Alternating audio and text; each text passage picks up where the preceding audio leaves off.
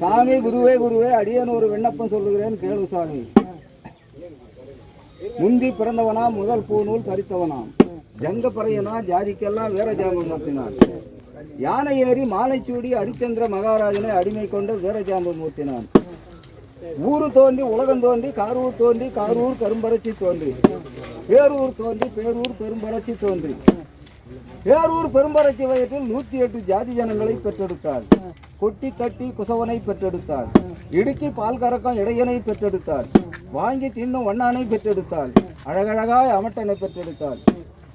யாரடா ஜனங்களை மண்ணுக்கும் பெரியவன் மனைக்கும் பெரியவன் வெள்ளையங்கிரியில் வெங்கல மரக்காலம் வைத்துக்கொண்டு சாமி உறங்கி கொண்டிருக்கிறார். சாமியை காண வேண்டும் என்று சொல்லி கிழக்கு ரோஜனம் ஓடினான், சாமியை காணோம். மேற்கு ரோஜனம் ஓடினான், சாமியை காணோம். தெற்கு ரோஜனம் ஓடினான், சாமியை காணோம். வடக்கு ரோஜனம் ஓடி சாமியை கண்டு நமஸ்கரித்து என்னை அழைத்த காரணம் ஏது சாமி என்று கேட்டான். உன்னை அழைத்த காரணம் கேட்க வந்தாயோ, ஊருக்கு மேற்கே வெடியாகுளம் தோன்றி வெடியாகுளத்து கரை மேலே வேங்கை மரம் தோன்றி வேங்கை மரத்தடியில் கன்னிப்புத்து தோன்றி கன்னிப்புத்துல காராம்பசு தோன்றி காராம்பசுவை காலை கட்டி தோலை விழுத்தால் கரியின் வகை எதற்காகும் பிள்ளை வீர ஜாம்போ என்று சாமி கேட்க ஜாம்புவன் சொல்ல. கரியின் வகை பூமிக்கு ஒரு பங்கு, ஆகாயத்திற்கு ஒரு பங்கு, சூரியனுக்கு ஒரு பங்கு, சந்திரனுக்கு ஒரு பங்கு. அதுலையும் மீண்டதே கால் வால் தோல் எனக்காச்சது சாமி என்றான். கரியின் வகை எதற்காச்சது, காலின் வகை எதற்காகும் என்றார். காலின் வகை பார்வதா தேவிக்கும் பரமசிவனுக்கும் தங்க கட்டிலுக்கு 4 குத்துக்காலாகும் சாமி என்றான். காலின் வகை எதற்காச்சது, தோலின் வகை எதற்காகும் என்றார். தோலின் வகை வாராகும், வடமாகும், வண்ண பின்னமாகும், 300 குதிரைக்கு முகவாராகும், 400 குதிரைக்கு நடுக்கட்டு தீனியாகும், 500 குதிரைக்கு அங்குபிடியாகும். அதிலையும் மீந்த தோல் எம்பெருமான் கோயிலுக்கு எடுத்தடிக்க நகாராகும் சாமி என்றார். தோலின் வகை எதற்காச்சது, வாலின் வகை எதற்காகும் என்றார். வாலின் வகை நத்தை கண்ணி, நாரை கண்ணி, கொக்கு கண்ணி, குருவி கண்ணி. அதிலையும் மீந்தது காஞ்சிபுரத்தில் இருக்கும் காமாட்சி அம்மனுக்கு வீசி வர விஞ்ஞாமரமாக சாமி என்றார். வாலின் வகை எதற்காச்சது, சாணத்தின் வகை எதற்காகும் என்றார். சாணத்தின் வகை ஆராய் கரைக்கலாம், நீராய் தெளிக்கலாம், முத்தம் தெளிக்கலாம், முதல் சாணம் போடலாம். மீந்த சாணத்தை எடுத்து வெயிலில் உலர்த்தி அக்னியில் இட்டால் அரிப்பூத செய்பவருக்கும் குருப்பூத செய்பவருக்கும் திருநெற்று உருண்டையாகும் சாமி என்றார். சாணத்தின் வகை எதற்காச்சது, கொழுமத்தின் வகை எதற்காகும் என்றார். கொழுமத்தின் வகை கன்னி கழிய பெண் காலையில் எழுந்திருந்து காலை கையை சுத்தம் செய்து கொழுமத்தை பிடித்து வீட்டிற்கு தைத்தால் அட்சய பாவம் நிறைவேறும் சாமி என்றான். கொழுமத்தின் வகை எதற்காச்சது, கோராஜனத்தின் வகை எதற்காகும் என்றார். கோராஜனத்தின் வகை பார்வதா தேவிக்கும் பரமசிவனுக்கும் நெத்தியில் குழைத்திட பொட்டாகும் சாமி என்றார். கோரோஜனத்தின் வகை எதற்காச்சது, ஏரல் வகை எதற்காகும் என்றார். ஏரல் வகை நாவீதன் கத்தி தீட்டு சாணக்கியலாகும் சாமி என்றார். ஏரல் வகை எதற்காச்சது, கொம்பின் வகை எதற்காகும் என்றார். கொம்பின் வகை சீப்பாகும், சிக்கங்கோலாகும், மலை மேல் இருக்கும் மங்கையம்மனுக்கும் மைபரணையாகும் சாமி என்றான். கொம்பின் வகை எதற்காச்சது, தலையின் வகை எதற்காகும் என்றார். தலையின் வகை ஊருக்கு மேற்க கருத்த பயிர்களுக்கு கண் திருஷ்டிக்கு மிரளாகும் சாமி என்றான். காராம்பசுவின் வகை எப்படி வச்சது, பூமியில் பழுத்த பழம் உரி கட்டி வச்சிருக்கிறது. பழுத்த பழம் உயிரை வந்து 12 தெருவு ஓங்கி பரசாட்டி வா வீர ஜாம்போ என்று சாமி சொல்ல ஜாம்புவன் கேட்க. அப்படி பரசாட்டி வர என்னால் முடியாது. அங்கே கல்லறுகளை சாராயம் கூட்டி கொழுப்பி கொப்பரையில் ஊற்றி அண்ணாக்கு தட்டாமல் குடித்தால் அடிவயர் நினையாமல் போச்சது வீர ஜாம்பவனுக்கு. அப்போது பட்டத்து வெள்ளை அணை கொண்டு வந்து அம்பேறி கட்டி ஆணை மேலேறி பழுத்த பழ உதிரை வென்று 12 தெருவு ஓங்கி பரசாட்டி வந்தான் வீர ஜாம்பவன். அப்படி பரசாட்டி வரும்போது கரூர் கம்மாள தெருவில் கணிப்பு தவறி கீழே விழுந்து விட்டது. கரூர் கம்மாள பெண்ணை செப்பு கூடம் கொண்டு தண்ணிக்கு வருகிறான். கரூர் கம்மாள பெண்ணை என் கணிப்பு தவறி கீழே விழுந்து விட்டது. எடு செங்கல் நிறுத்தி எடு செங்கல் மேல் ஏறி நின்று வலது கையால் கொடுத்தால் இடது காலால் வாங்கி கொள்கிறேன் என்றான். அடடே, வலது கையால் கொடுத்தால் இடது காலால் வாங்கி கொள்கிறேன் என்று சொல்லுகிறாயே, உன் தாய் பேர் என்ன, உன் தகப்பன் பேர் என்ன, உன் பேர் என்ன என்று கரூர் கம்மாள பெண் கேட்டாள்.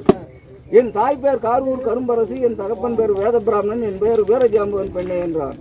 அப்படியானால் ஆண் காணி கொடுக்குறியா பெண் காணி கொடுக்குறியா என்று காரூர் கம்மாள பெண் கேட்டார். ஆண் காணியும் இல்லை பெண் காணியும் இல்லை, கல் மேல் நின்ற கல் கூலி கொடுப்பேன், மண்மேல் நின்ற மண் கூலி கொடுப்பேன் பெண்ணே என்றான்.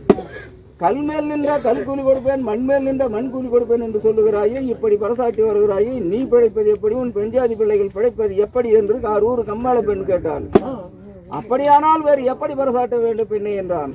அப்படியானால் கனி உதிர, காய் உதிர, பூ உதிர, பிஞ்சு உதிர 6 மாதத்துக்கு கர்ப்ப பெண்டா அதிரி விழும்படி ஓங்கி பரசாட்டி வா வீர ஜாம்போ என்று கரூர் கம்மாள பெண் தெரிவித்தார். அப்படி பரசாட்டி வந்தால் எனக்கு என்ன பிழப்பங்குறை பெண்ணே என்றான். அப்படி பரசாட்டி வந்தால் சின்ன வஞ்சத்தை சின்ன பணம், பெரிய வஞ்சத்தை பெரிய பணம், வாய்க்கரிசி, வாய்மூடி, கொல்லிக்காசி, கொடைக்காசி, இதற்கு குறுநி நெல், அதற்கு குறுநி நெல், அதற்கு ஒரு சாதம், இதற்கு ஒரு சாதம், இப்படி கட்டளை ஆச்சது வீர ஜாம்போ என்று கரூர் கம்மாள பெண் தெரிவித்தாள். அப்போது வீரஜாம்பவன் கனி உதிர காய் உதிர பூ உதிர பிஞ்சு உதிர 6 மாதத்துக்கு கர்ப்பத்துண்டு அதிரி விழும்படி ஓங்கி பரசாட்டி வந்தான். அப்படி பரசாட்டி வரும்போது அண்டரண்ட தேவாதி அதிர நடுநடுங்கி பூமி நடுநடுங்கி பூலோகம் திடுக்கிட்டு சாமி இருக்க சிம்மாதனத்தை கேட்டது. என்னடா இது, நான் ஒரு வார்த்தை சொன்னால் நீ ஒரு வார்த்தை ஆடி வருகிறாய், ஏது காரணம் என்றார். என் பிழப்புங்குறைக்கு அப்படி பரசாட்டி கொண்டேன் என்றான். அப்படியானால் பூமியில பாவத்தை செய்தவர்களுக்கு ஏது கட்டளை என்றான்.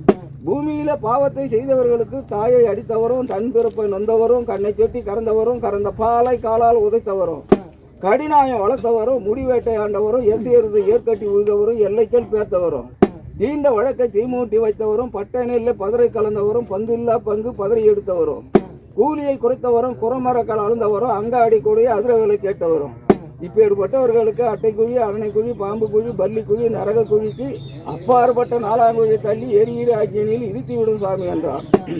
பாவத்தை செய்தவர்களுக்கு அந்த கட்டளை ஆச்சுது. பூமியில புண்ணியத்தை செய்தவர்களுக்கு ஏது கட்டளை என்றான்.